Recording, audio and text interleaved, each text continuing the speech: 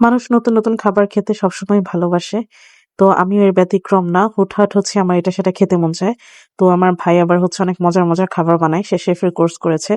তো চিন্তা করলাম তাকেই বলি কিছু বানিয়ে দিতে। তো সে বলল, "কি, কি আছে ফ্রিজে?" তো বললাম, "কোরাল মাছ হবে, দেন ফ্রুটস হবে, আনারস, ক্যাপসিকাম এগুলো সবকিছু আছে, মাশরুম হবে।"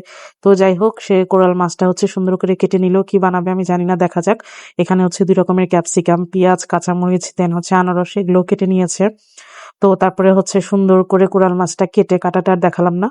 ভিডিওটা অনেক বেশি বড় হয়ে যাবে তাই। তো এটা সুন্দর করে অনেকক্ষণ মেরিনেশন করে রেখেছে লেবু দিয়ে, লবণ দিয়ে সুন্দর করে ধুয়ে আরকি ফ্রেশ করে। দেন ব্লাক পেপার তো মাস্ট। তারপরে সুন্দর একটা কি বলবো আটা বানিয়ে নিয়েছে যেটার মধ্যে একদম সব রকমের মসলা দেয়া। সেটাতে মাছটা এখন ডিপ করবে। তো ডিপ করার পরে এটা ফ্রাই করবে। যেহেতু সে আজকে ৩ টা আইটেম বানাবে তো দেখা যাক। আমি যতটুকু পারছি আপনাদেরকে দেখাচ্ছি।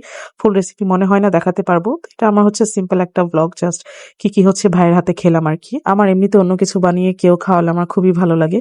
তো যাই হোক সুন্দর করে এটা ২ বার কোট করে এটা একদম ডিপ ফ্রাই করে নিবে। যেহেতু এটা শুধু ফ্রাই থাকবে আর আরেকটা ফ্রাই করে দেন ওটাকে আনারস দিয়ে মানে সেটা রান্না করবে। যাই হোক ওটা পাইনাপল কোরাল এরকম সামথিং একটা নাম।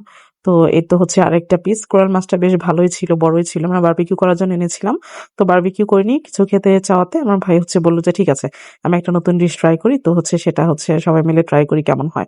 তো এই তো তারপরে ছিল পাইনাপল কোরাল সুন্দর করে সস-টস একদম সবকিছু দিয়ে তারপরে এটা সে রান্না করে নিল। তো আমি গিয়ে দেখি এত সুন্দর লাগছে কালারটা। দেখে আমার খেতে ইচ্ছে করছে। তো ভাবলাম যে যাক আজকে মজা করে কিছু খাওয়া যাবে। তো এই তো এটা ছিল। মাছটা ওঠানোর সময় হালকা একটু ভেঙে গিয়েছে। বাট গার্নিশিং টা সুন্দর হয়েছে। এটা খেতেও খুবই টেস্টি ছিল। আর এই ছিল ফ্রাইটা। আবার সুন্দর করে ডেকোরেশনও করেছে। এটা একদম ক্রাঞ্চি ছিল, খুবই মজা ছিল। ভিতরে লবণ একদম সবকিছু মসলা সুন্দর করে ঢুকেছিল। তো তারপরে আরেকটা জিনিস সে বানাবে। এবার চিকেন দিয়ে একটা জিনিস বানাবে। এটা ছিল মাছ দিয়ে। তো চিন্তা করলো চিকেন দিয়েও বানানো যাক। এটা ছিল মাশরুম দিয়ে, হোয়াইট সস দিয়ে, দেন চিকেন এটা ক্রিসপি করে ডিপ ফ্রাই করে তারপরে এগ স্ক্রাম্বল করে অনেক মজা ছিল। এটা রেসিপি একদিন আমি অবশ্যই দেখাবো। তো আজকের মতো এটাই আমার ভ্লগ ছিল। তো তারপরে মানে এটা খেতে এতটা মজা ছিল যেটা বলার মতো না।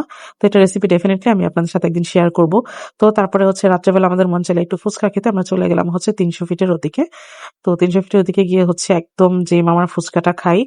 তো দারুণ মজা ছিল ফুচকাটা। আমার সবসময় ভাল লাগে। টকটাও দেখেই বুঝতে পারছেন। মানে ফুচকা দেখে যদি কারো মুখে পানি আসে আমার কিছু করার নাই ভাই। এটা খুবই মজা ছিল। দুর্দান্ত লেভেলের মজা। একদম সুন্দর করে বানিয়ে দেয় ফ্রেশ। না কোনো ব্যাড স্মেল বা কোনো কিছু এরকম কোনো কিছু ছিল না। ২ রকমের টকই তারা দেয়। আপনারা যেটা ইচ্ছা সেটা দিয়ে খেতে পারবেন। সেটা মিষ্টি টক, ঝাল টক হোক। আবার বিভিন্ন রকমের স্পাইসেস ও সামনে দেয়। আপনি চাইলে মিক্স করেও খেতে পারবেন। তো এই তো স্পাইসেস গুলো আমি দেখিয়ে দিলাম। একদম ৪ রকমের স্পাইসেস থাকে। আর আমার হাসব্যান্ড আর ভাই তারা বরাবরের মধ্যে চটপটি পছন্দ করে। একেকজনের টেস্ট বাড একেক রকম। তো তারা চটপটি, আমি ফুচকা নিয়ে নিলাম। এদিক দিয়ে আকাশে অনেক মেঘ ডাকছে। খুব জোরে বৃষ্টি হবে আর বৃষ্টির সময় ফুচকা খেতে ভালোই লাগে। একদম টাইমিংটা মিলে গিয়েছে। তো একদম এভাবে ডিপ করে টক দিয়ে খেতে আমার খুবই মজা লাগে। আমার দেখে খেতে ইচ্ছে করছে এখনো ভিডিও এডিটিং এর সময় যায়। তো বাসায় যেতে, যেতে ঝুম বৃষ্টি একবারে।